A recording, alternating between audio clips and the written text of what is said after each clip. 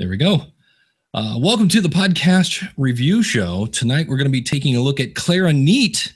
I'm your host, Dave Jackson from the School of Podcasting.com, and my partner in crime as we go on our quest to, we're not really trying to make people cry. If you've listened to previous episodes, we always kind of joke about that. But the one, Erik K. Johnson from podcasttalentcoach.com. Erik, how are you doing, buddy? Hey, Dave, I'm fantastic. One of these times somebody's actually going to cry, and then we're really going to feel bad. Like, oh, it happened. Well, people always think we're just going to crush them. And it's like, that's really not what we're here to do. What we're here to do is to help point out what you are doing right. And then there might be some things that you want to tweak a little bit. But usually we haven't really had a really bad review, like a really bad show that we kind of went in a while. So we've had some pretty good ones. And tonight we're joined by Sean from Clarineat, and that is Clarineat. If you put in EET, that is not it. Did you try? I haven't tried that domain. I'm afraid. Completely different website. Ooh.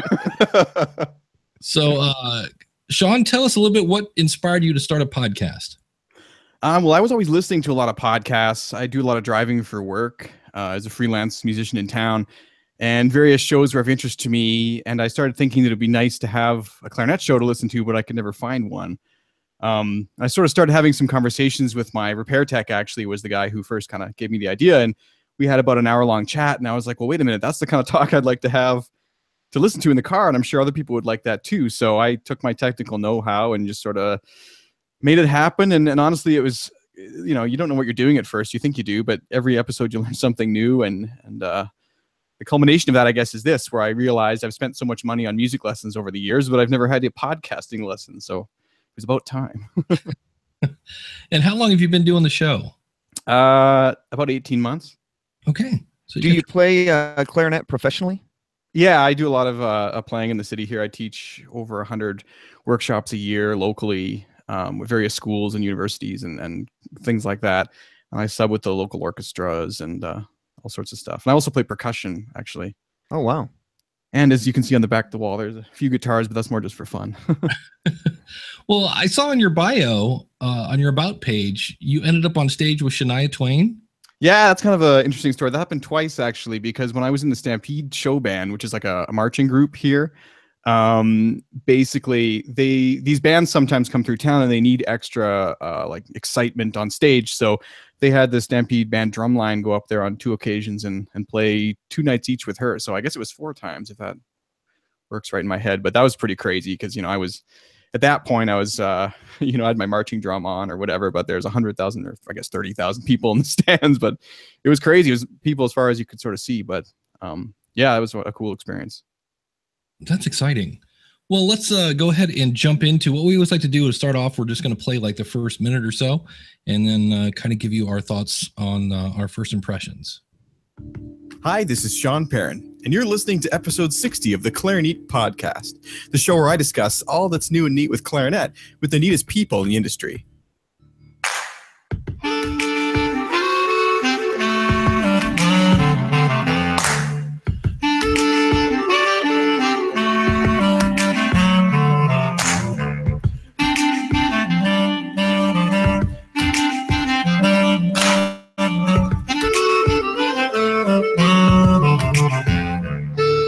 In today's episode of the podcast, I'm joined by the wonderful Eugene Mondi, who is the acting principal clarinet of the National Symphony Orchestra in Washington, D.C. He shares his thoughts on why you shouldn't get sentimental about your gear, what kinds of adjustments you need to make if you want to play with a double lip embouchure, both as a player and to your reeds, a lot of advice on being an adaptable musician, mastering your auditions, and much, much more. Detailed show notes for this and all other episodes are available at www.clarineat.com. Patreon backers now get access to extended versions of episodes just like this one. If you'd like to learn more about how you can get access to this and other bonus content presented in high-resolution audio, see clarineat.com/Patreon. Today's episode was brought to you by our sponsor, D'Addario Woodwinds. Thank you so much for listening. So that's like the first minute and a half. And I'll just jump in here, Erik. I loved it because, first of all, you explain what the show's about, and then you do a nice job of not, without giving away all the bells and whistles, but you explain who the guest is, why they're here, And, so I know, Erik, you always talk about people getting on a bus and not knowing where they're going. I was like, well, I know where I'm going. That's exactly what I was going to say.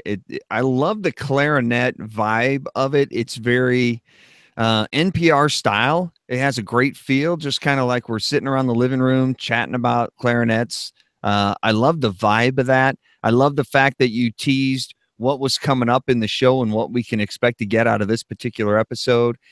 You were quick at the housekeeping stuff. We didn't waste a whole lot of time talking about the Patreon members and how to connect and what to connect. You got me the information that I needed right there quickly, and then boom, we're off to the races. So I love that. The only thing I would have maybe changed about it was the intro music. After you set it up, the intro music was a bit long. I kind of do. I could have used maybe a refrain of that, but it kind of went on again and again. And I'm thinking, all right, did he step out to get a drink of water? Where'd he go? Oh, wait, here he is. He come back. Yeah. So that if I was going to nitpick and change something, that might have been the only thing. Otherwise, I thought it was solid. Yeah. My question is that you on the clarinet? I wish that were me. That there's a bit of a backstory actually to that track, and that is that the guy who's playing that is named Michael Lowenstern, and he's a rather famous bass clarinetist in New York, and he actually also works as an advertising agent of some sort. And he recently directed some sort of ad series with like Kevin Spacey. Like, he's a pretty big deal, and so he's been one person that kind of like I've always wanted him to get on the show, and I eventually did, and we finally met last year at Clarinet Fest, and anyways, I worked hard to get that track, so I guess I feel weird about shortening it up, but I see the point. Clarinet Fest. I need that T-shirt. Yeah, I have two. Going next week. So here's a suggestion for you then. At the beginning, you say, here's the show, here's what it's all about, and then you start into the music. Maybe you let it go for, 4 measures or whatever it happens to be, just enough to establish that piece, because it is a fantastic little ditty. And then maybe you come in and you set up the episode and you set up the housekeeping over the tail end of that. So maybe you use a little more of that piece of music. Maybe you use a good 30 seconds, long enough to give you the housekeeping and the tease to what's coming up in the episode. And then by the time the music fades out, then all of a sudden we're running through the episode. So you use the music underneath you to give the show a little energy and a little momentum. And then by the time it runs out, we're into the meat and you're introducing the guest. So maybe that could be an idea you play with. Yeah, I totally agree. Listening to it more too. I mean, I find that I skip it when I'm doing my review over when I'm doing my review over in the car. I skip it. So, okay, if the host is skipping it, we might want to shorten it up a little bit. Concerns is, and in fact, I had it down because you do that again at the end, and that's when I might stomach it at the beginning, but at the end, I'm kind of like, oh, here we go again. And I took some of your advice from the podcast rodeo thing, and actually this episode was a good one to pick because I sort of refined the intro too.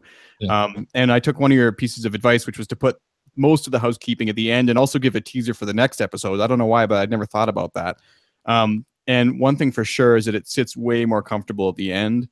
And what I'm doing now too is I'm actually trying to include short snippets of music of the person like playing something really brief. I know that presents like slight problems in a sense, but if it's like a short 15-20 second clip, right. I don't know. But anyway, so like, for example, the episode I'm working on now, I'm actually giving a little teaser clip of the person talking at the beginning from the episode. And then I'm going to speak over the music and then have the intro thing. And I'm going to try and work on it and see if I can shorten it up. Cause I agree. If I'm skipping it, everybody else is. I just love the track. It's a great thing. Yeah, definitely. And there's no set way to do it. Try different ways. See what feels right to you as you're doing it. A lot of people say put all the housekeeping stuff at the end, but then you're got a hope and a prayer that people actually get all the way to the end of your episode. Sometimes the car ride ends and they've only made it through 20 of the 30 minutes and they got to get out of the car and they never get back to finishing it.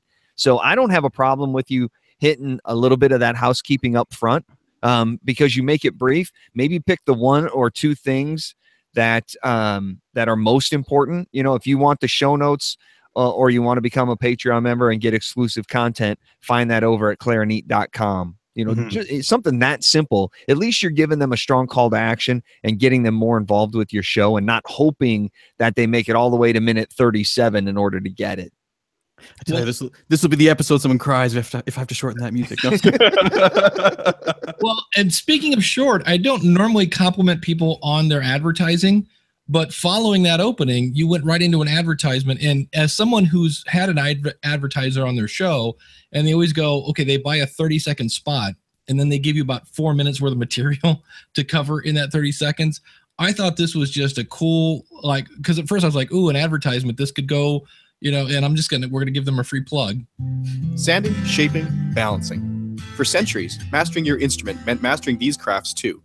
But now, D'Addario is refining craftsmanship for the 21st century by refining their reeds and mouthpieces with the world's most innovative techniques, so you can spend less time sanding, shaping, and balancing, and more time perfecting your own craft. To learn more about the new era of craftsmanship from D'Addario Woodwinds, visit d'addario.com/woodwinds. And that's it. And I was like, and then you're right into it. And I was like, well, that was pleasantly short and to the point. And you were obviously, you know, you're reading a spot, but you weren't reading it. I didn't think it was a bad read. Erik, you would be you're the guy that works in radio ads. What were your thoughts on that? Yeah, I thought it was good. The music wasn't too loud to be distracting. A lot of people want to put a really cool music track in, and they miss the point that the point of your spot isn't the music track. It's the copy. So you don't want a great music track to distract. And you have one that's kind of nice. It's not clarinet, so I'm not paying most attention to that. Yeah, it's funny you say that, because originally I tried playing along with it on clarinet, and I couldn't get something that sat in the background enough. Yeah, because you want to listen to it. Yeah, I just grabbed my guitar instead and kind of played along with what the words were sort of sounding like, and then that was it. And that's great. It sounded, the spot was great. It was succinct. It got me the information I need, made me care, and moved along. And it didn't try and fill it with 27 different benefits and bullet points and features and calls to action. So yeah, it was good. The biggest problem that I had with your episode really was nothing that you did, and probably nothing that you had control over. Mm-hmm. It was the fact that your guests sounded like they were in a tunnel to a certain extent. This particular maybe not quite that. Well, this particular guest was a very big name, so I was thrilled to have him on. And what had happened is there's a manufacturer that is a Canadian manufacturer actually of clarinets, and they've become excited about the podcast. And when they have artists coming through town, they told me they want to try and see if we can connect, and it's great. So I had like 2 days back to back where there was an artist there. But after listening back, I had them order a headset for next time. Nice. So that'll be improved. And it's just something, you know, I didn't notice it in the moment either, but afterwards I was like, oh yeah, it needs to have some sort of mic. So when you're interviewing them, the guest is at their store or at their location when you're interviewing them? Yeah. Oh, yeah, great. So the store can just have the equipment there and you can hook them up. That'd be awesome. Yep, totally. Instead of sending a new mic to every guest that they, suggest, I can just say, oh, that sounds like a great person. Let's do it. And the mic's sitting in the desk. So, well, and that would be one tip that I would give you as you're speaking about this guy being in town, and over at the shop there. There was a point there when you start the interview, you ask him, I think you ask him why he's in town or what brings him to town. Yeah. Which is a fine question, but then you offer him a multiple choice answer. You ask him, are you here to buy gear? Which is then turns it into a yes, no question. So what I would recommend is avoid making it a multiple choice or a yes, no question, because you're apt to get a single word answer out of it. And even though you know the answer, that's okay, because now you're leading him down a path where you want him to go. So, hey, what brings you to town here? And then he could say, well, I'm over at the shop and I'm getting my instrument repadded and getting a couple keys tuned up or something. The funny thing about that first question is that it was actually added in afterwards. So I even had the chance to frame it better in retrospect, and I didn't. Yeah, so just be careful of those, because the one-word answers will come back to bite you, because if he just says, yep, then, okay, now we're on. You just basically wasted a question. We're on to question number 2 there. Yeah, no, I agree, yeah. Well, and that was the one thing, and I'm guilty of this myself, of coming up with a question in my head, and I start to say it before it's done in my head. Yeah. Yeah. So I have a question here where you ask a question and then you kind of explain. Well, I'll just play it. You'll hear it here. In a way to discuss which equipment you choose and why, but I'm almost I think it'd be more compelling to talk about how is it that you think that someone can come up with their own concept and feel of the equipment that they should be choosing for themselves? Where can they get that sort of guidance, especially after graduation? I mean, a lot of people, as they move through their careers, they're still experimenting with equipment, and you sort of lose that connection to someone to advise you on that way. How can you sort of find your own path? And so the question was like halfway through, and I could see where if you had said, when you graduate, and I learned this just from Erik last night, when you graduate and you don't have a teacher anymore and who's advising you, how do you find your path kind of thing? And I was like, oh, he just did the thing that Erik was talking about. Yeah. Yeah. It's a very tough skill to master, because your mind is thinking of the question that you want to ask, but your guest hasn't gone through all of the framing of that question that your mind has gone through before you arrived at the question. And it's a very difficult skill to actually make your brain stop, back up, go through all of the framing of the question first, and then ask the question. But when you're able to do that, and it takes a lot of practice to get there, when you're able to do that, it keeps the interview moving forward, and it frames the question for the guest before you ask the question. And then when you ask the question, you're able to stop, and the answer's allowed to start. When you reframe it after you've already asked it, he's got to try and remember what the question was after you've given him 4 or 5 more sentences. It's a tough thing to master, but once you do it, the momentum of your interviews will be so much improved. So what do you do in that time then when you're waiting for your brain to sit there and finish? You just stop and wait? Because the benefit that you have is that it's a recorded podcast. And so what I tend to do is I'll say, Sean, thanks for being on today. I really appreciate it. Just a couple things for us to just some ground rules that I want to lay out for you here before we start recording. There may be times in this podcast where I stop talking because I'm either framing my follow-up question for what you just said, or I'm trying to best frame the question I want to ask, or it's because I want to make this an edit point. So if I stop talking, don't freak out, because all I'm doing is trying to figure out the next step in this interview. What I'm going to do when the interview's over is I'm going to go back and clean it up.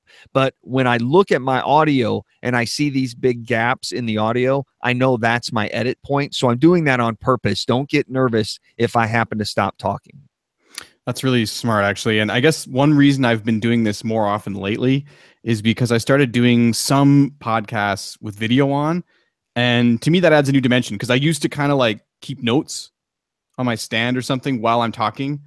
And, I could still be listening, but I'm also writing on, oh yeah, I got to do that. But now I feel like I have to pay attention to them, and it's more conversational. So I talk a little more as if I'm at the bar or something, instead of at my computer intently listening and then waiting. And so, yeah, I think maybe I should get off the camera and just do it audio only. Well, and you can still do it on the camera. And as you're having that discussion, what I want you to do is actively listen, because that's where your great follow-up questions are going to come from. And if you're busy writing down, or you're looking over your notes thinking about the next question, then it's going to throw you off. But what you do is you have your list of questions there, and that's why you want to tell him, if the pause happens, don't freak out, because then if I get to the answer and I don't have a follow-up, then I just go and I look down and let's start with this. And then you kind of frame that in a follow-up and move along, as long as he knows. Or you just give him, hang on one second while or if you have to jot down notes, maybe make it a 1 or 2 word sentence, just like shapes, or I'll check something off, or I've been going more and more away from any sort of list. I mean, when I first started, I was doing actually written out questions to the word how I wanted it. And I realized shortly after starting that was not a way to do it at all. And now I just kind of write down my key points I want to get through, and then just get through them. Yeah. So if you know that you're interviewing a guy who started playing in Cleveland and ended up working his way up into Philadelphia, and then finally made it to New York, and he's been the first chair in the orchestra there for 10 years, and you want to hit those 4 points, then jot those 4 points down. And as you're listening to the story, just walk him down the path to get to each of those 4 points, and then you say, So at what point in time did you realize it was time to make the move out of Cleveland, and how did the Philadelphia gig happen? And then he can take you there, and you can ask him questions and help him form that. And when did you know Philadelphia was coming to an end? Oh yeah, and then so what was your next big leap from there? And that's when I finally got the move up to New York. And you're just helping him walk down the path, but you're actively listening to his answers and just helping him get there. So you're letting him tell his story, but helping him shape it and direct it where you want him to go. And if he starts getting off on a path, I really wanted to get to Florida, and he starts telling about his grandma who lives in Florida, you can gently interrupt and say, hold on a second, let me take you back to Philadelphia. When you were there and you were sitting second chair, how aggravating was it that you knew you were better than the first chair guy, and you should have had the chance to move up? And you just kind of redirect him and get him off grandma and back onto Philadelphia, and we're back on the track again.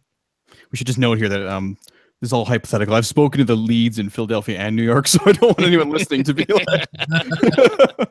So if you're talking to the guy in Poughkeepsie and he wants to get over to Ontario, that Moon Orchestra. It's this whole walking down the path thing is a good idea. I have to remember that the person I'm having on already knows their story. It's not really my job to ask the right questions. It's kind of just to get it out of them, right? Right, just to help them walk down. The story you want them to tell. The best interviewer already knows the answers to the great questions and knows which questions to ask to get the great stories. If you know something fantastic happened the week he arrived in Philadelphia, then that's what we want to talk about.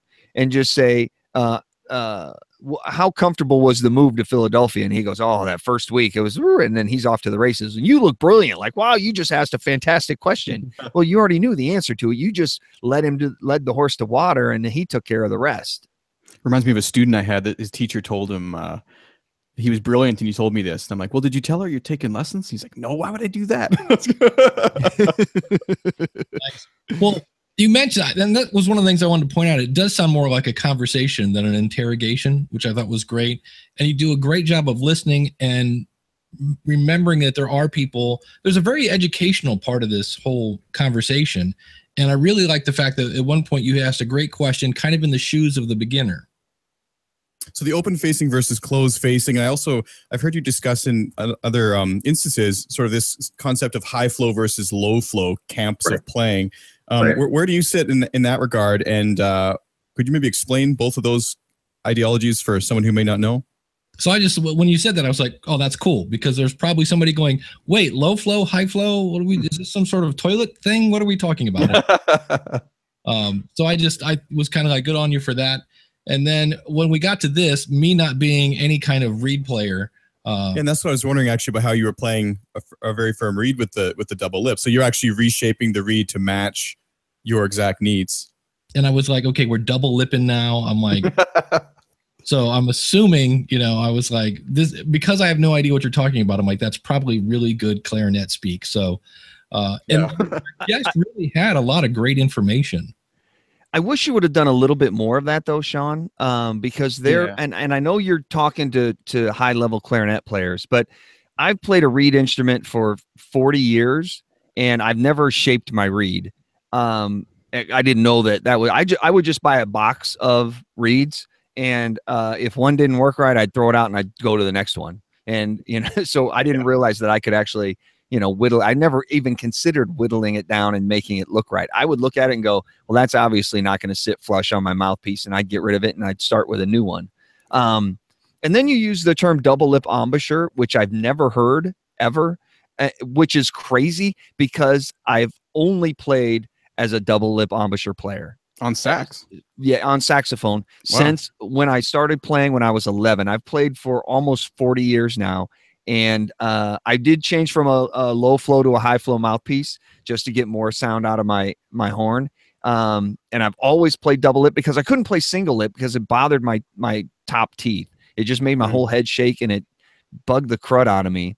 But I've never heard the term double lip embouchure. I assumed I knew what I meant, but I had to go Google it and look it up to make sure I knew what I was talking about. So when you get to highly technical terms, just to make your podcast a little more accessible to every man, to maybe that maybe it's a high school player that's looking to to study clarinet in college and play in the orchestra as a professional. Help them learn a little bit more along the way. Even if you're talking like double lip embouchure, where you're talking to the guy about double lip embouchure, and obviously he knows what it means, but you could say, where you're playing with both lips, how does that play into yada, yada, yada. Yeah, it's a super fine line though, because I mean, for me, well, I mean, you're right, I guess, because I don't know exactly who the target audience is for this. That's one thing that's kind of weird. Like, I know people in university listen. I know that actually like professors listen. I know that students listen. It's such a spread, but I guess it would only take a second for me to just say, when you use double lip embouchure, which is where you put the top lip over the top teeth, do you? It would just take a second, Yep, exactly. Just to explain those terms. And if you just, what I would do is take a 15, 20 minutes and really define that one individual that you're talking to. Decide if it's going to be a high school player or a college player, a beginner, somebody that's been playing for 15 years, somebody that's trying to get their first gig in orchestra. Who's the individual that you're talking to? Because even if you're talking to, let's say you're talking to an individual, a freshman in college who's just starting, very good clarinet player, made the orchestra at the university and is looking to make this a career, but just getting started. Let's say that's the individual that we're talking to. So as we're defining some of these terms for them, the professor that's listening will still enjoy your episodes. They're still getting a lot out of it. They'll realize that that's the individual that you're talking to, and they'll feel like they're in the club, like they're in the know already, like they're already past the point. But it's not like they're not learning something. You have fantastic guests on talking about great content. So I don't think you're going to turn the upper level people off by talking under them, or they're not going to think less of you because you're at Clarinet 101 instead of Clarinet 404. So yeah. What do you think about though? Like, for example, when I'm interviewing the guests, like the idea is, of course, that I'm a clarinet player and I don't want to appear with them there that I don't know what it is, but they'll know. I guess they know what I'm doing. Like, because I don't want to be talking to the guy from the New York Philharmonic and I have to ask, mention what double lip embouchure is or ask him to define that kind of term, Sure. So you could say, even maybe I could say at the beginning, if there's any jargon, I'm going to just quickly define it. Right. So just say, before the interview begins, you could say, hey, just so you're aware, my target listener is a freshman in college who's a skilled clarinet player, but really just starting the path on that professional career. And that's the individual that we're talking to today. So there may be times where we'll need to explain some of the jargon that we use, only because you and I have used it for the past 10 years. This individual's just getting started. So if you hear me clarifying some stuff or asking you particular questions, that's the reason, because this is the individual we're talking to. I like the idea of giving kind of a read through at the beginning. Something I should do. I haven't done that. I just sort of start talking and then. Oh, it's hugely beneficial to the guest, especially because I'll have people that will have me come on and they want to talk podcasting. And I'm like, okay, well, who are we talking to? Because if it's people that are kind of geeky, I can go way deep in the weeds. But if it's a bunch of business people, I've got a whole different set of way of explaining things. So if you can kind of give them a target of like, here's who you're talking to, they kind of know how to shape their answer. Yeah. It would be like if they were going out talking to a 6th grade band, how would they frame their conversation? Or if they're talking to a group of individuals who are auditioning for the orchestra, how would they talk to that group? I mean, they could relay similar information, but it would be framed completely different. Yeah, no, I think it's a good idea. I should definitely get a sort of set together what I say at the beginning and pick, exactly who this is for. That might be good. It was weird though. I mean, today, for example, I had for the first time a bunch of unsubscribes on my email list, and I think that I had a pop group on for the first time.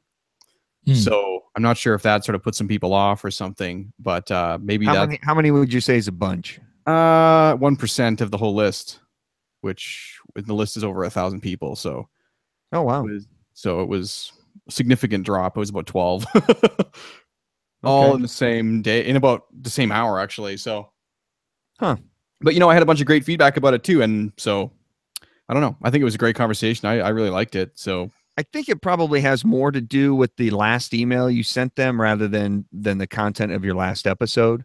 Oh no, it was the email just now. Like whenever I release an episode, I send the email. Yeah. It was an odd thing. It just was a surprise. That's all. That's one of those things you can kind of like, okay, make a mental note when I had a pop people left, and then maybe if you have another one in the future and you see another one, you're like, okay, then I'll take that. No more pop groups. Yeah, I guess there's been some requests. I guess this one group had a somewhat edgy name too. Maybe some people got they're called 4-Play Clarineat. Oh yeah, I heard you tease that episode. Yeah, so maybe that kind of put some people off. I don't know. You never know. But yeah, it was a weird thing. But no, I think that's great advice.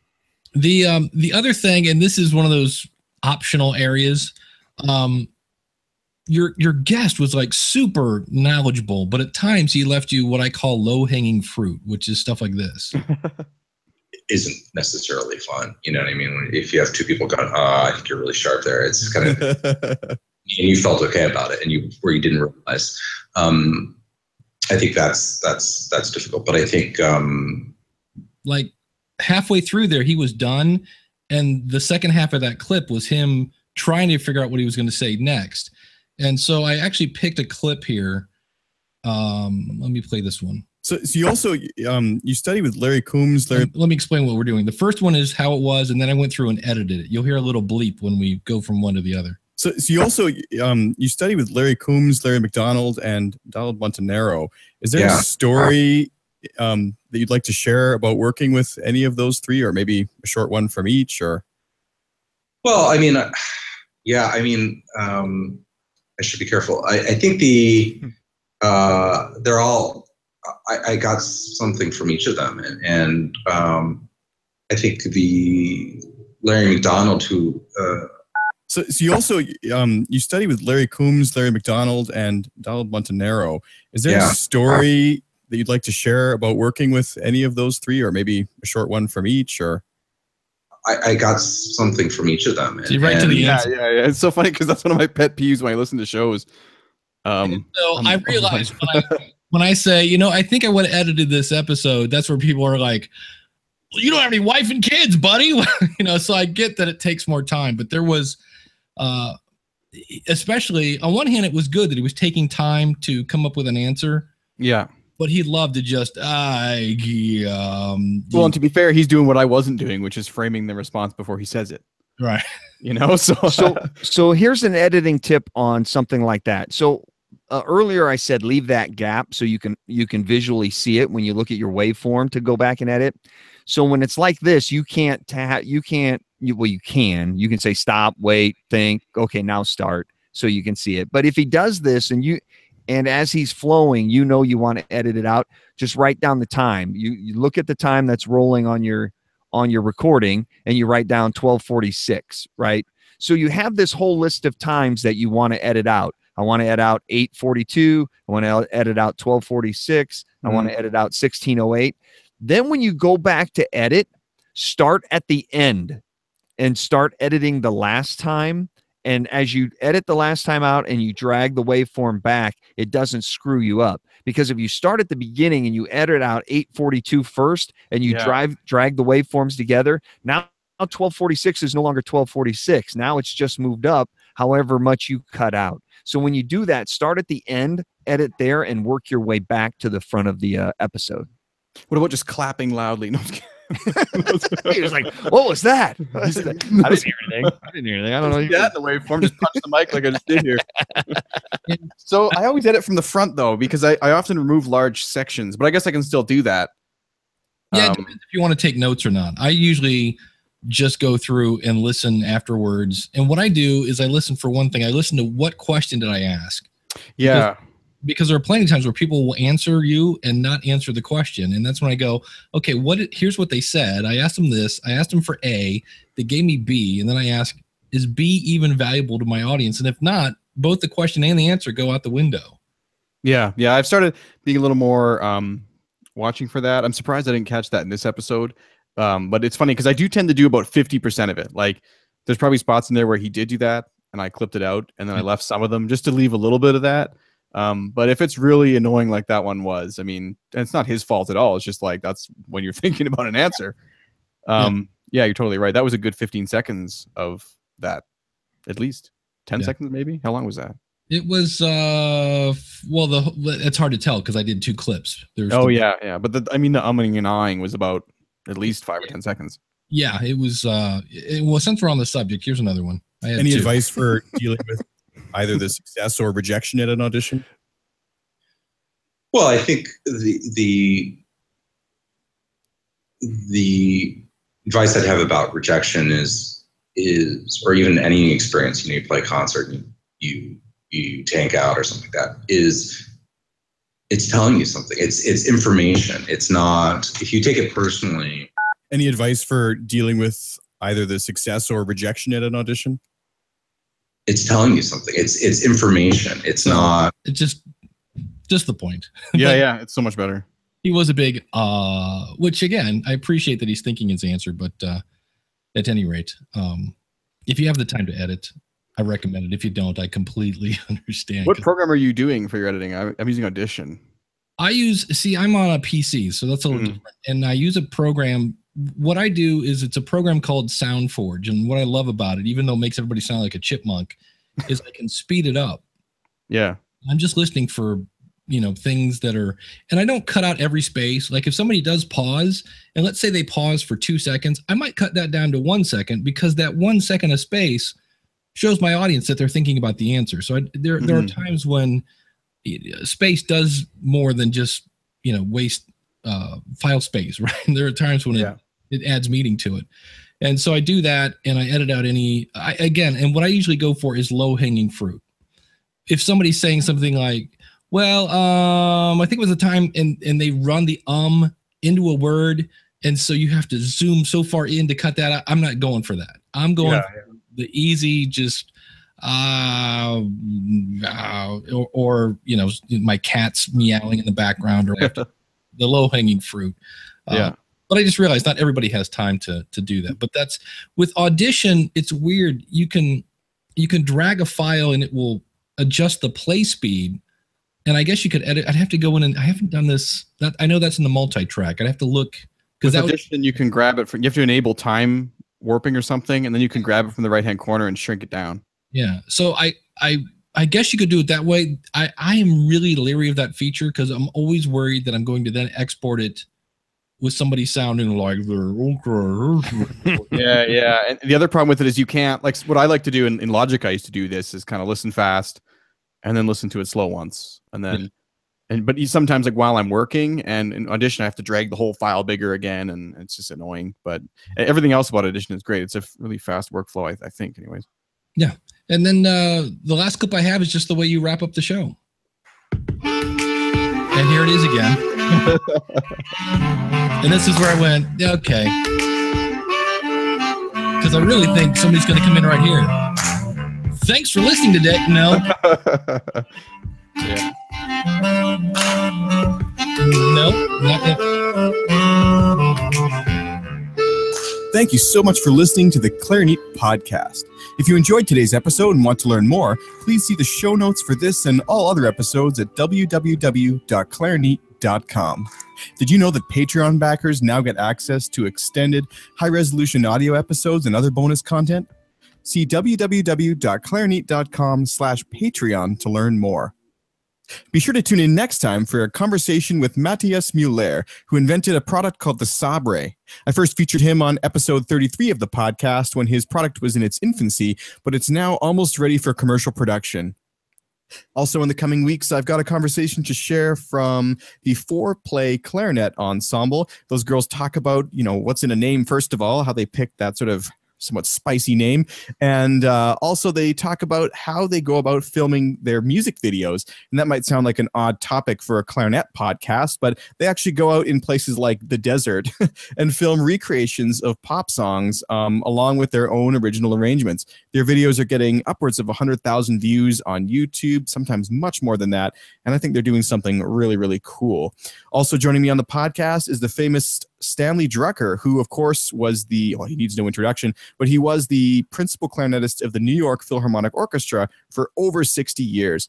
We talk about his new upcoming Heritage Collection CD release, which spans his 30-year performance career of playing Not the typical orchestral music you might expect, but chamber music, solo clarinet pieces, some of which are actually performed with his wife, and she actually joins me on the podcast as well. Many other interesting things coming up. If you'd like to be the first to know, please subscribe with your email address at www.clarineat.com. This will also give you the chance to win giveaways mentioned on the podcast. This episode of Clarineat was brought to you by Dario Woodwinds. Thank you so much for listening.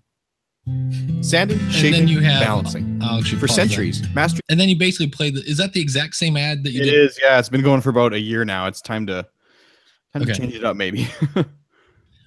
Erik, what were your thoughts on the ending? I like the tease to the next episode. I thought that was solid. I thought the multiple teases and the length of them kind of got a little confusing. It seemed like each tease was a little longer than the previous tease. Yeah. So the one about next week was nice and tight. And then the one about foreplay was a little longer. And then the one about this gentleman who you're really excited about was even longer than that one. And so I think it became difficult for me to remember. The thing you want to do is get them to come back next week. So make that one the sizzle. And if you say, we're also going to talk to foreplay and the gentleman from the New York Philharmonic, make those quick and move along with it. I thought the tease to the next episode was great. I just thought it lasted a little long. With regard to your commercial, don't worry about changing it up. Frequency to the target is what we say in advertising. That's why you see the same commercial over and over and over again, because that's what it takes for people to remember it. The consumer needs to hear a marketing message 3 times before it actually sinks in. The first time it goes in one ear and out the other. The second time they think, oh, that sounds kind of familiar. And then the third time they start to remember what the commercial was. So don't assume they hear it every single time you play it. Don't assume they're actually listening to it every single time they hear it. And don't worry about changing it up more often than you need to. Now, there are commercials that I hear that are still, hey, it's New Year's resolution time. And you're like, no, it's not. It's July. So make sure it's applicable, but don't worry about changing it up just for changing it up's sake. You want your listener to remember the message in the spot. So overall, I thought it was good. Tighten up your music, tighten up the focus of it. But I love the tease, and I love the way you allow people to get involved through Patreon. How is that working for you?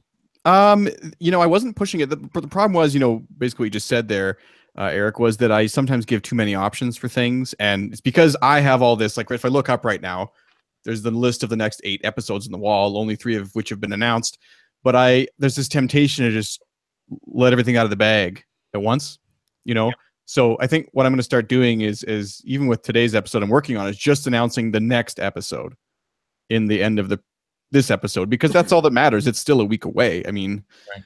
So, but then what I used to do with my support stuff too, is I said there was about 6 ways you could support it. You could, right. It would go on for about 1.5 minutes. Like, if you have money, you can donate directly, and you can do this, you can do that. And if you don't, you can tell a friend, and you can vote on blah, blah, blah. And it's like, what? At the end of it, I don't think anyone responded because it was just so many things. So about 8 episodes ago, I switched to full on just Patreon. Like, if you're on the website and you're actually there browsing the site and you're already into it that far, you're going to see the donation button, and you're going to see that I carry products and stuff. You're going to maybe click an affiliate link, but I figured Patreon was the one thing where not only does someone get a little extra, but it's an ongoing monthly contribution, and they feel like they're actually helping.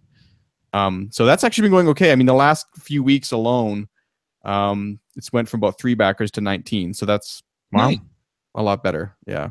And I know you're giving them a ad-free version and then extended interviews, I think is what you said. Sometimes it's extended. Yeah. If I have, if there's time, I'll ask like a lightning round.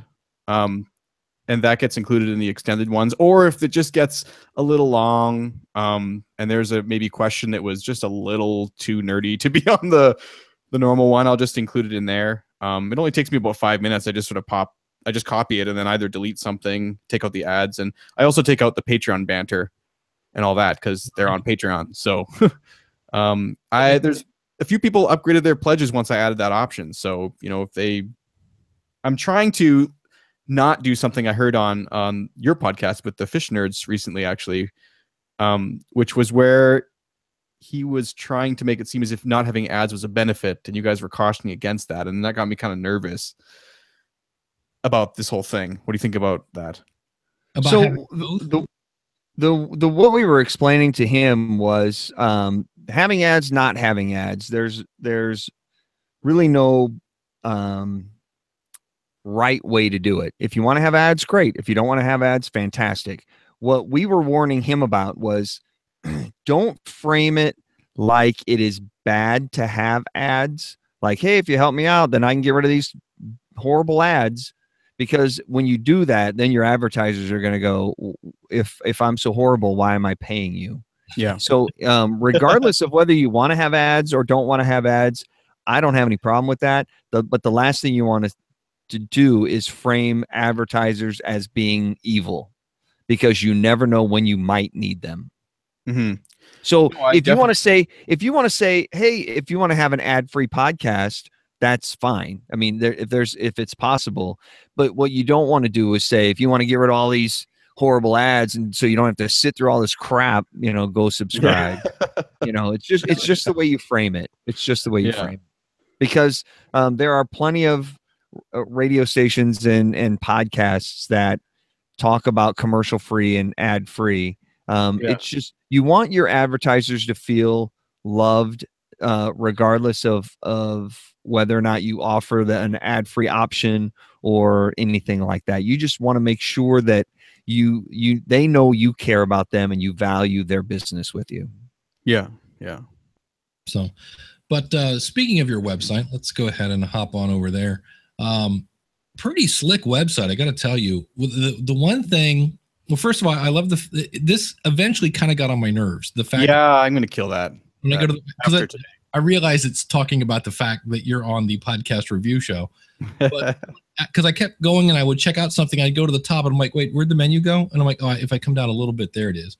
So, but the fact that it's super easy to navigate, the thing that really I was like, wow.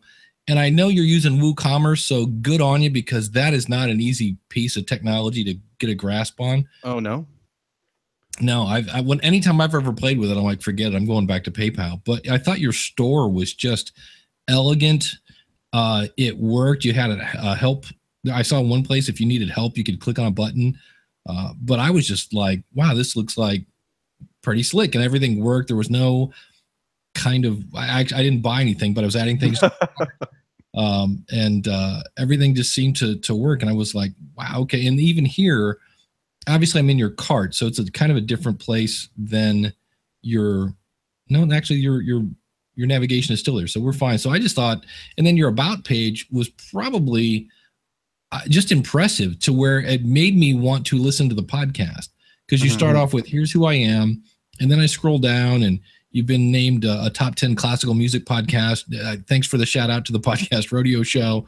I see you right there in, you've got your tux on, you're looking all dapper. And then I see Shania Twain and Keith Urban and Diana Krall, and I'm like, oh, well, hold on. And then I see you in a recording studio. So already I'm just like, okay, this guy's been doing this. This guy's legit. He knows. So I just by scrolling down, I was like, oh, wow, this guy is like Mr. Clarineat. So I thought that was pretty cool. And then your reviews, I just had a distributor contact me that's going to send me some gear, and he suggested I do this exact same thing. He goes, anything you do where you're reviewing gear, you should make a link for that so people can see these things. Well, another thing, they look there on the read, for example, and this is with the partnership with D'Addario. That's a D'Addario read. So that's kind of just some extra placement stuff that they've been doing in there. Is that what you're talking about? Or you mean the click-through links? Yeah, well, the fact that you have a link to reviews, I thought was cool. Oh, I see, yeah. Because when I thought it was going to be podcast reviews. And then when I saw this, I'm like, oh, actually, this is even better. Yeah, I see what you're saying. Because people, I'm assuming clarinet players are a lot like podcasters. They love to geek out on reeds and gear and all the other stuff. So, Erik, what were your thoughts on the website? First of all, purple is my least favorite color. I'm just giving you a hard time. I was like, well, that's too bad, buddy. Not gonna cry over that. I agree with Dave where the thing at the top kind of hides that menu pull down, which I didn't notice the menu pull down. I was scrolling and scrolling and scrolling and looking everything through there, which was kind of hidden from me. But I like the clean layout of the website. On your homepage there, the members only content is about, I don't know, a third of the way down the homepage. I would have liked to seen that up a little further up to the top, because you have a tendency to talk about some of that, and that's a great benefit to your listeners if they really want to get involved with you. I thought maybe moving that up a little further. I agree with Dave. I think your about page is solid. It talks enough about you, but it frames it in the eyes of the listener.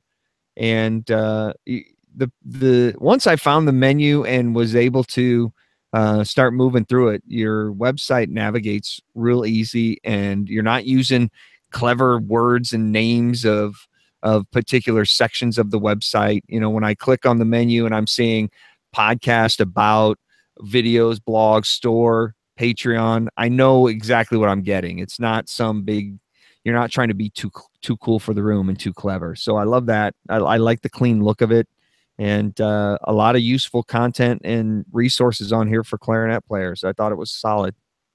Yeah, I think I have to kill that announcement bar. I don't have a way of telling people, for example, today when something's happening, of alerting them of that. Like, that's kind of what my goal was with that. But I understand for the person who's really not going to tune in right now, then they're just trying to shop the store. I mean, that's got to be pretty annoying.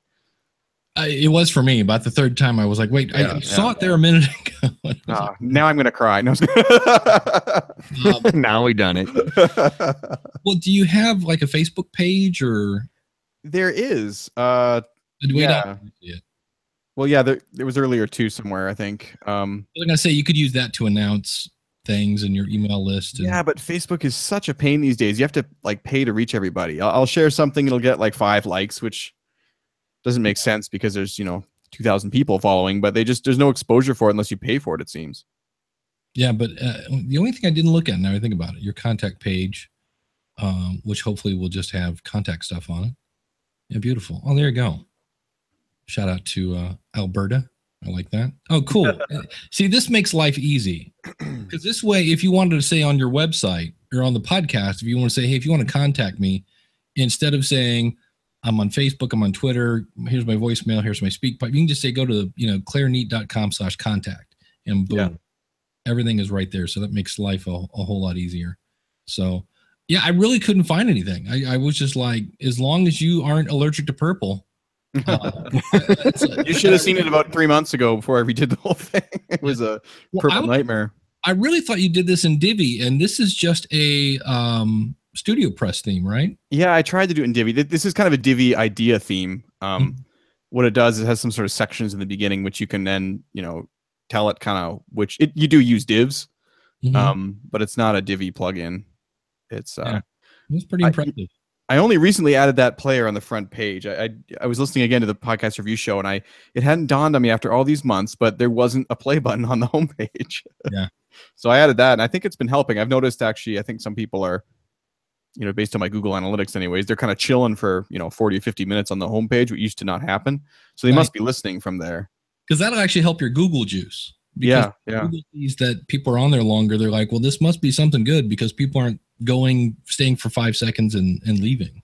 Yeah. So, but did you use too much text on that homepage, or? No, actually, I thought it was, for me, it just kept scrolling, and I was like, oh, that's cool. And then down here, oh, there's the button, and I'm like, oh, and then I like the way it's set up, that here I'm kind of seeing I'm looking at a player, but I also see that there's more down here, and you've got, you might like this, and then there's random. And as I look at that, I say, oh, wait, here's his social media. So as you scroll, I'm always seeing the next section. And then there's some reviews from the different areas. So it was, to me, it's like, oh, okay, there's more here. And that it just kept me interested enough to scroll down and see, well, what's that? Oh, I can buy t-shirts. Oh, that's cool. And it just kept going on. And then you finally get to the bottom. I was like, wow, that's pretty cool. And then even down here, you've got more links. And so I didn't mind it and then the fact that it's so long might bother people. But on the other hand, if I didn't, I could probably jump to most of that stuff by clicking on the links at the top. So I didn't mind it. So, Sean, is that primary paragraph there on the homepage easy to edit? Oh yeah. Yeah. That may be where you put your news then. If you were saying it's hard to let people know that you're going to be on another podcast or something like that, maybe at the very end of that paragraph, where it ends with musical services and Royal Musical Instruments, then maybe a new line just in big bold capital letters. You just have news : live professional podcast review with Clarineat host Sean Perrin tonight, 9:30 p.m. Maybe you just put a little space between that paragraph and those 4 icons that actually lists the news that you have rather than the widget that you have at the top of the page. Well, it might not be that hard to actually just program. The problem with that little thing that comes up, it's a little announcement bar for the store that you're supposed to use to announce like a sale or something.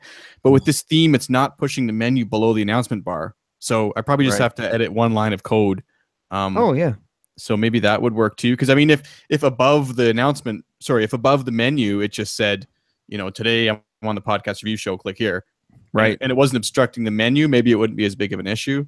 I don't have a problem with it being up there. My only problem was that I couldn't see Clarineat and I couldn't see the menu drop down until I started scrolling. It's gone. I killed it while we were talking. I just quickly turned it off. I wonder, should have done that before. Well, as we start to wrap up here, Erik, any final thoughts on Clarineat? Oh, I thought it was a solid podcast. I thought you made the discussion with him enjoyable. I thought overall it took you a little long to get him to start opening up and telling some great stories, but you finally got there. Not quite halfway through the episode, you really started getting him to tell some fantastic stories about playing and the journey he's been through. I think you do a nice open and a nice close. There's a great tease there. You ask some great questions. I think just a little tweaking to the structure of the question will help the momentum and the flow of the interview. But overall, I thought it was solid. I thought you did a great job. Thanks, Erik. And the other thing, what microphone are you using? Because I really thought your audio sounded great. It's a Shure Beta 87A. Okay, nothing too crazy. No, and it's actually it was a good thing and a bad thing because it really made your guest sound worse. Well, it might be because it's running through a good Focusrite preamp too. There you go. And it sounds not a USB mic. That was really my only thing that I was like, man, the one thing if you could have any kind of control of would be your guest audio, and you've got that handled now with a headset. That should really improve. Well, it's tough going forward though, because everyone's in a new location, right? So that's only if they come to that one location, which is not going to be everybody. But what is the solution to that? Do people mail them a headset in advance and ship it around, or they'll send them a headset or an ATR 2100 or another. Really, if you're doing it over Skype, have them load Skype on their phone and then connect via Wi-Fi so they don't burn up their minutes. Will sound so much better than the person that's 12 miles away from their microphone and it just sounds like they're in the bathroom. So I've tried that before, but they get all kinds of interruptions. How do you? I guess you just put it on airplane mode or something. But that would turn off the Wi-Fi, wouldn't it? Because the Skype, they'll be like, "Oh, just a second, I'm getting a call." I thought I had to throw out one interview one time because there was so much, and I was going to cut my losses and just do it again, but the guy was like in Australia, and I was like, "Oh man, it's going to be harder to sync this up again than for me just to spend a couple hours." I don't know. I know you can turn off notifications. Let me see. He said, pulling up his phone quickly. If you're on an iPhone, you can put it on Do Not Disturb. Yeah, there we go. So if you swipe up, you can, or you can go into the settings. So you don't put it in Wi-Fi mode, but you activate the Do Not Disturb portion of it. Okay. And then that way, no notifications or anything come up. And with Skype, you can just appear offline or whatever, right? Right. Yeah. Because then the mic's close to their face on their headset. Is that what you're saying, Dave? Yeah. Well, number one, the microphone in the phone is actually pretty decent. I've done interviews just on the spot doing what I call the Bob Barker, where I just move the phone in front of people's mouths. And I go back and go, that was done with a phone? Seriously? So it just sounds better. And then the fact that they're not going through a phone line, they're going to sound better. I did it once with somebody. They had they kept their Wi-Fi on, but they turned off their computer. They had a thunderstorm rolling through. So I guess if you blew up the router.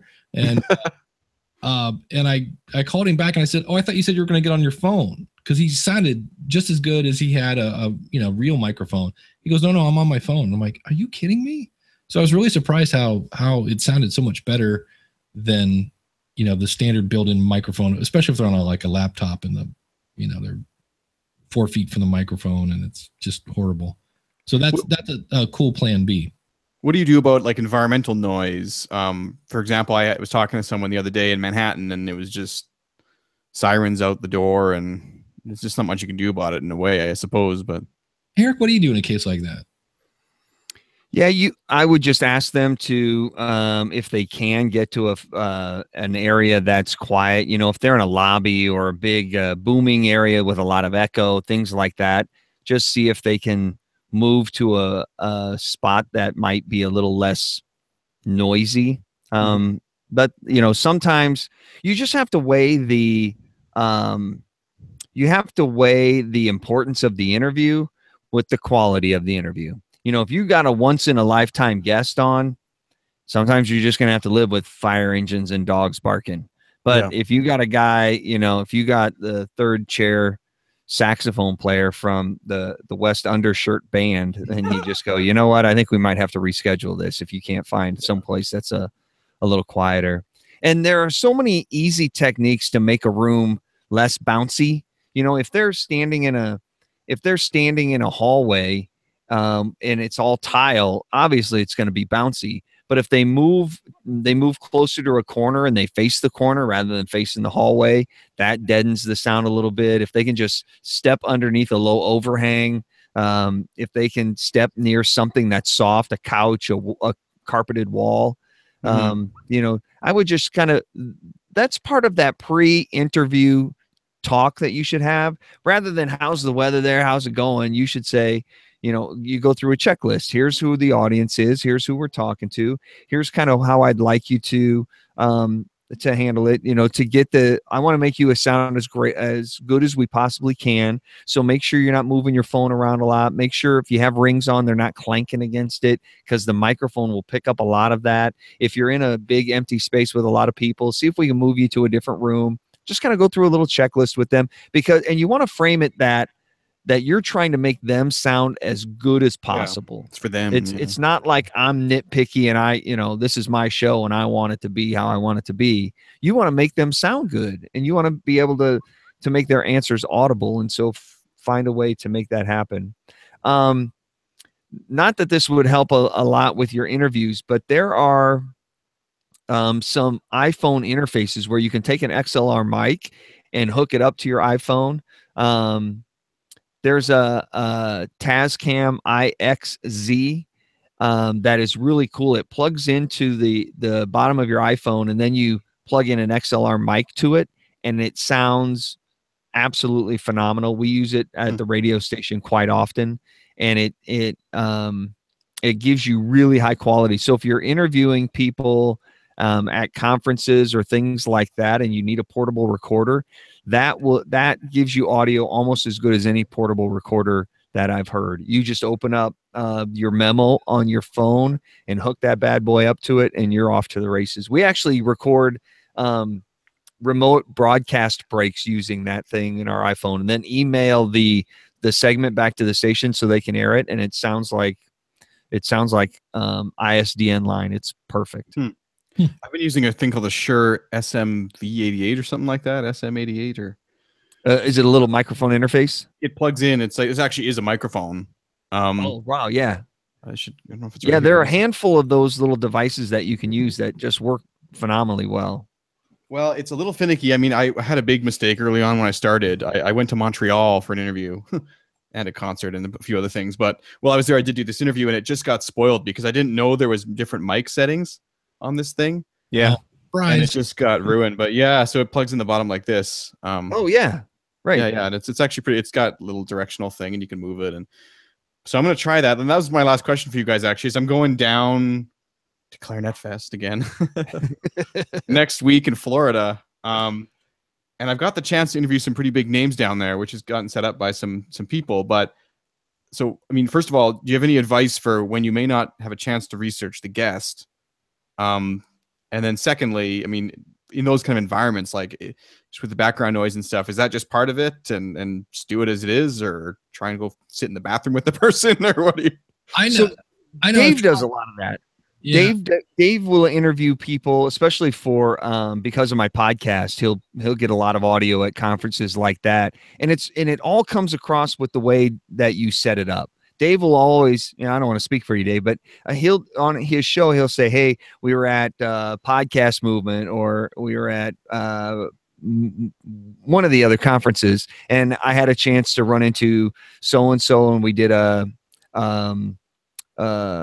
because of my podcast, and we were out in the lobby, and here it is." And you roll it, and you can hear everybody clanging in the background, and it has that cool conference sort of atmosphere. But Dave set it up ahead of time, so you knew this wasn't clean in studio audio. It was conference audio. Yeah, it's something like that. When I hear the audio and I'm like, okay, there's no amount of noise gating and noise, I'm like, forget about it. So I'm just going to point out the elephant in the room. Hey, guess what?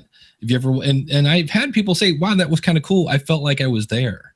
So, yeah, I did do a thing. I went to a conference in Chicago in December, and I went around and kind of like just documented all the booths, and I had the microphone set up right. It actually worked out really well. I was thinking of kind of doing that again, but there's a chance for some sort of longer form, 15, 20 minutes. I'll have to talk to somebody, and I'm hoping. Yeah, if that's the case, if you're going to do a longer form interview, then go find a side room, conference room. A lot of times you can go one level up and go back to a bunch of conference rooms that aren't being used. Don't go in the conference room because it'll be big and loud. You want to sit in the hallway outside that has those big poofy couches. Sit around those, because that'll absorb your audio and or absorb the echo and make it sound a lot cleaner. So if you're going to do a longer interview, like a full-blown interview with them, I'd try and find a spot that's a little quieter. But if it's just a 1 or 2 question sort of thing, and you want to get a little drop from them, then doing it out in the middle where it has some ambient noise, that's pretty cool. Well, it's tough because, of course, everyone wants to do the interview while they're there, but everyone is super busy, including me, while they're there. And it's also not the best chance for me to come up with questions. So one thing that's happened the last 2 conferences is that I go and then I say, oh, yeah, I will connect. And then the year passes and I've been through 48 interviews and I still haven't connected with that person, So I feel like if I just had them cornered and just did it, it would be done. But I don't want to do a bad job of it either. If it's somebody that's difficult to get, you want to be able to combine the interview along with something else they're doing. So if they need to take a long ride, like let's say you're at the conference, but you're going to see the show tonight over at the theater, and it's a 20-minute drive, ride with them and interview them in the back seat. If they need to eat dinner, right? And so what do you say? Hey, what if we order room service in my room? You come up, we'll break bread, and while we do it, we'll interview you. And so you spend an hour upstairs, you spend 20 minutes eating, you spend 40 minutes talking, you record the whole thing, and it's, dinner with my guest. And, you hear the forks clanking on the plates and everything, but it's got a little environmental feel to it, but it's not the noise of the lobby. Yeah. Okay. And then so with that kind of thing, though, is while you're eating dinner, are you passing the mic back and forth, or do you set it on the table in a wider stereo mode, or pick up the whole room kind of thing, or lapel mics? Or I would try and find an interface where you could use 2 mics. I use my my Zoom, where you can actually hook 2 different mics up to it, and it sends you to 2 different channels. Or if you're going to have an opportunity to do it in a room, see if you can pick up one of those cheap little 4-channel mixers where you can run them both into the mixer and then run the mixer out into your phone or something like that. Okay. Yeah, I'm just trying to avoid bringing a lot of stuff. That's all. So I'll have to just think about those it. Those little mixers are like a little 5x8 book. I mean, they're not very, very heavy, and if you throw that in there and your recorder and a mic, and you should be good to go. Like lapel mics or something, you mean? A couple of lapel mics? Yeah, you could do lapel mics. You could do, I guess, something like that. Get a couple ATR 2100s and throw those in. You're gonna carry a little gear. What would you carry, Dave? I've got a drawer full of None of which what don't you carry? No. I have. I cannot find them. They're from a company. It's a weird name called Giant Squid Audio. Oh. And it plugs into. It's basically got a one of these kind of. He said, holding whatever this is, like a headphone jack. Yeah. On the end of it, and it splits off into two lapel mics, and you just plug them on people. The cool thing about it is they give you like 6 feet of cord. The bad news is it's always tangled up in a giant mess. I think that's why they call it Giant Squid Audio. It's like a giant mess. But they sound pretty good. They're condenser microphones, so they're going to pick up a little more noise because, well, you need that. It's a lapel mic. But I have found them, as long as I make sure to pin it someplace so if somebody's moving, it's not going to jump around like that. But what I like about it, I use that. I had a Roland R05. This is before I got my Zoom, and it splits people. So you have somebody in the left channel, somebody in the right. So if you need to mute things and, somebody's whatever, it gives you a little more flexible with the recording. But anymore, I just use my phone. And I just, again, so just kind of back and forth, like I was saying, like this, like Bob Barker. Yeah. Okay.